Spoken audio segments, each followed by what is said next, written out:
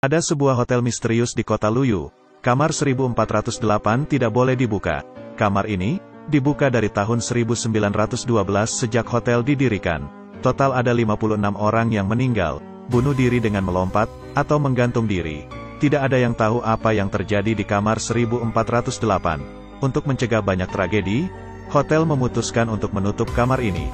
Tetapi ada seorang penulis yang menulis cerita hantu. Dia telah mengunjungi rumah-rumah berhantu di seluruh negeri, tapi tidak pernah melihat hantu. Dia tidak percaya dengan hantu. Mendengar kamar hotel ini, dia segera ke hotel itu, dan check-in di meja resepsionis. Tetapi diam-diam dia telah menelpon manajer hotel. Pria itu tersenyum, dan berkata bahwa kami akan meningkatkan Anda ke suite presidensial.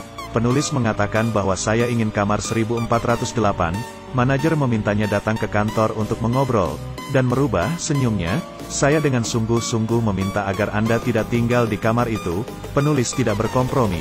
Manajer mengeluarkan buku catatan tebal. Anda dapat melihatnya. Korban pertama, meninggal pada tahun 1912 setelah pembukaan hotel. Dengan memotong tenggorokannya, penulis terus membalik setiap halaman. Ini adalah tragedi yang berbeda. Manajer mengatakan bahwa tidak ada yang melewati itu selama 1 jam. Dia lebih tertarik, mengatakan bahwa dia harus tinggal. Jika tidak saya akan menuntut Anda. Manajer hotel. Manajer akhirnya setuju. Manajer mengantarnya ke atas. Penulis bertanya apakah kamar kotor. Manajer menjawab kami akan membersihkannya setiap bulan. 3 orang secara bergilir, tidak boleh lebih dari 10 menit. Pintu harus dibuka. Tapi mesti begitu. Selama beberapa tahun seorang pekerja wanita menunggu di kamar mandi. Dia menunggu sampai orang keluar, matanya hilang. Sampai di lantai 14. Manajer memperingatkan penulis untuk tidak masuk kamar itu. Sayangnya dia masih menolak. Time sama dengan 0.4s, lebih besar dari dia ditinggalkan sendirian. Dia mulai berjalan menuju 1408. Dan membuka buku catatan sambil melihat gambar-gambar di masa lalu. Gambar-gambar itu lebih menakutkan dan berdarah. Dia terpesona oleh buku itu. Tiba-tiba, dia menyadari bahwa dia sebenarnya telah kembali ke pintu masuk lift. Tetapi ada kekuatan dalam kegelapan. Dia menutup buku, dan fokus berjalan ke kamar 1408. Sebelum masuk, dia melihat seorang ibu di kamar sebelah dengan bayi. Kelihatannya dia tidak aman. Akhirnya dia tiba di kamar 1408.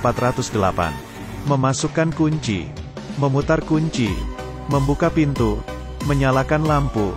Semuanya normal di dalam ruangan. Pria itu mencibir, menutup pintu dan melihat-lihat isi kamar. Mulai dari TV, tisu juga normal, kulkas juga normal. Hanya radio yang tidak biasa. Di atas karpet ada noda aneh dan gambar lukisan juga sedikit tidak biasa. Lalu dia membuka jendela, melihat keluar. Di luar tampak normal. Tiba-tiba, radio berdering dengan sendirinya. Membuatnya kaget. Pria itu membalikkan kepalanya dan melihat. Sialnya, tempat tidurnya ada kotoran. Ia merasa ada seseorang di kamar itu. Jadi dia harus waspada. Tidak ada seorang pun di mana-mana. Dan saat ini dia menemukan bahwa tisu toilet di kamar mandi benar-benar menghadap ke mahkota. Dan udara semakin panas dan panas. Dan menemukan bahwa AC rusak. Jadi dia menelpon resepsionis untuk meminta mereka memanggil pekerja pemeliharaan untuk datang. Mereka setuju. Pada saat ini, pria itu penasaran dan mematikan lampu, memegang sinar ultraviolet. Seluruh ruangan benar-benar penuh dengan noda darah. Nyalakan lampu. Dia menemukan ada yang aneh dengan lukisan. Dia menurunkan lukisan itu. Tiba-tiba ada yang mengetuk pintu. Ternyata adalah pegawai pemeliharaan. Dia membuka pintu. Tapi petugas itu enggan masuk ke dalam. Dia bilang, saya akan mengajari Anda. Caranya, pria itu akhirnya memperbaiki AC sesuai dengan instruksinya. Kemudian dia berbalik, petugas pemeliharaan menghilang. Dia menutup pintu. Tiba-tiba menemukan bahwa dia tidak dapat mendengarnya. Mencoba mendengar suara di luar jendela, telinganya benar-benar tidak dapat mendengar suara.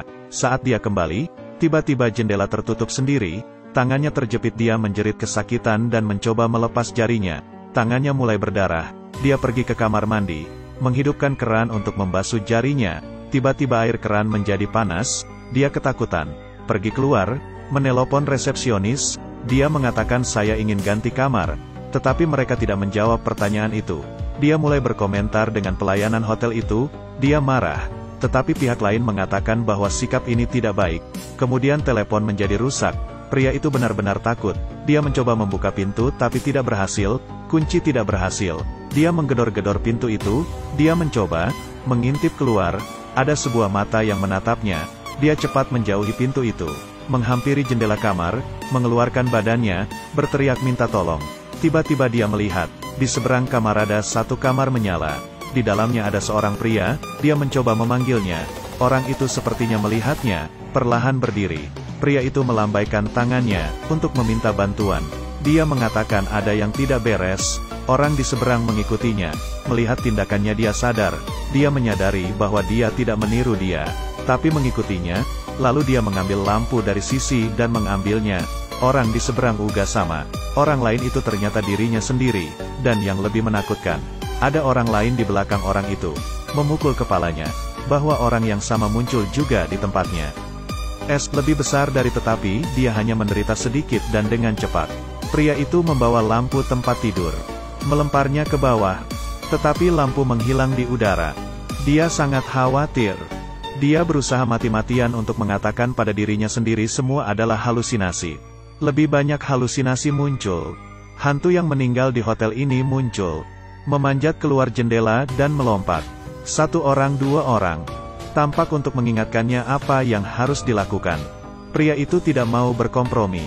Dia memeriksa denah hotel, menemukan bahwa ada jendela di kamar 11.408. Dia bisa mencoba cara ini. Baru 9 langkah. Dia bisa mencobanya lewat jendela 1408. Menurunkan kaki, dengan hati-hati merayap keluar jendela, dan mengatakan pada diri saya sendiri bahwa itu hanya 18 langkah. Dia tidak berani melihat ke bawah. Dia hanya bisa bergerak di atap yang sempit, dan menempel di dinding. 1 langkah, 2 langkah, 3 langkah. Angin di lantai 14 sangat kuat. Di langkah ke-9, dia tidak bisa menyentuh jendela. Tiba-tiba dia melihat tidak ada jendela di depannya. Hanya ada dinding yang tak berujung. Dia akhirnya kembali. Tidak mudah kembali ke kamar 1408. Jendela tertutup sendiri. Dia bangkit, dan memeriksa kembali denah kamar. Semua telah berubah. Hanya ada satu kamar 1408. Dia kembali mengintip. Di luar hanya ada tembok. Jendela berubah menjadi tembok. 1408 sudah jadi ruang rahasia.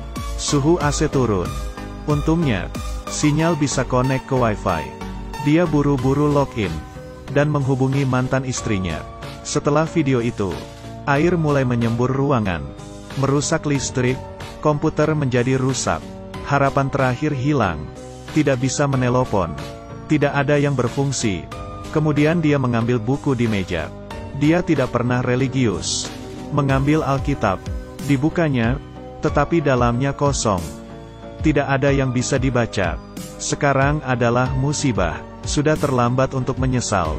Sayangnya, segera ruangan menjadi dingin dan mulai membeku. Kamar hotel membeku. Suhu AC sampai minus. Dia memakai selimut, meminum alkohol, membakar barang.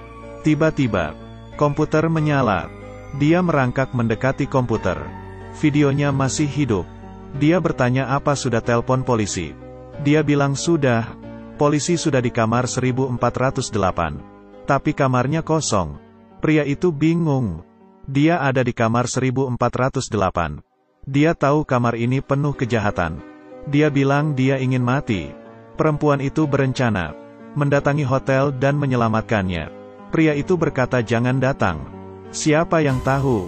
Layar itu tiba-tiba muncul. Cepat datang, aku di kamar 1408. Anda menyelinap masuk. Pria itu mencoba menahannya.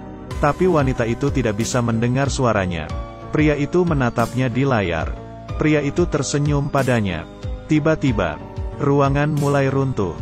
Dinding mulai bergerak. Teriakan minta tolong kru juga mendengar satu demi satu. Di dalam kamar air terus turun. Pria itu bangkit, memukul lukisan. Air mengalir keluar dari lukisan, dan membanjiri ruangan. Pria itu berangsur-angsur kehilangan kesadaran. Akhirnya dia tersadar. Dia ada di rumah sakit.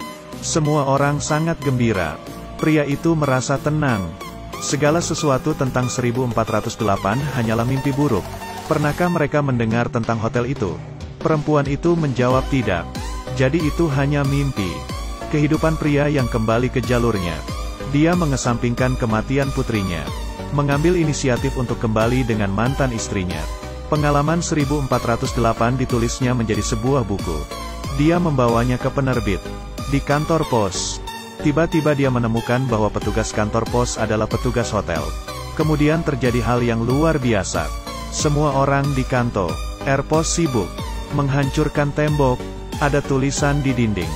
Ini adalah kamar 1408. Ternyata, semua orang tidak pernah meninggalkan ruangan. Saat ini, ruangan telah menjadi reruntuhan yang terbakar. Putrinya yang sudah meninggal muncul. Dia meneteskan air mata dan memeluknya erat. Tidak lama, putrinya kembali mati. Pria itu tidak bisa terima. Kenapa putrinya harus mati 2 kali? Pria itu menghancurkan barang-barang di ruangan yang begitu kejam. Kemudian, penghitung waktu berakhir. Dia bertahan selama 1 jam. Kamar itu kembali seperti semula. Telepon berdering. Pria itu mengangkatnya. Ada suara di telepon. Berkata, bahwa jam ini akan memulai kembali putaran tak terbatas. Tapi Anda juga bisa memilih layanan check-out kilat. Melihat sebuah tali yang diikat. Membujuknya untuk bunuh diri. Suara di telepon juga. Mengatakan istrinya akan datang dalam 5 menit. Pria itu marah. Bahkan jika dia meninggal, dia akan merusak ruangan ini. Pria menghabiskan seluruh hidupnya melarikan diri. Setelah anak perempuannya meninggal, dia melarikan diri dari kenyataan. Ayahnya sudah tua di panti jompo. Dia membakar kamar dan berniat membakar dirinya. Di lantai bawah, staf hotel semua diusir karena kebakaran. Mereka melihat api berasal dari kamar 1408. Membakar habis. Dia di atas bertekad. Dia menggunakannya botol memecahkan jendela. Kamar meledak. Semua habis di dalam 1408. Tidak ada lagi tragedi. Di dalam kamar 1408. Dia akan menjadi yang terakhir. Tetapi, kamar 1408 bukanlah kamar hotel biasa. Kamar hotel sebenarnya melambangkan hati seseorang. Tidak ada yang berani menghadapinya. Hanya ingin melarikan diri. Gemetar. Tetapi seringkali yang kesepian akan kalah. Jadi tolong jangan tinggalkan orang yang kamu cintai yang mencintaimu. Dengan mereka, kamu akan menjadi lebih kuat.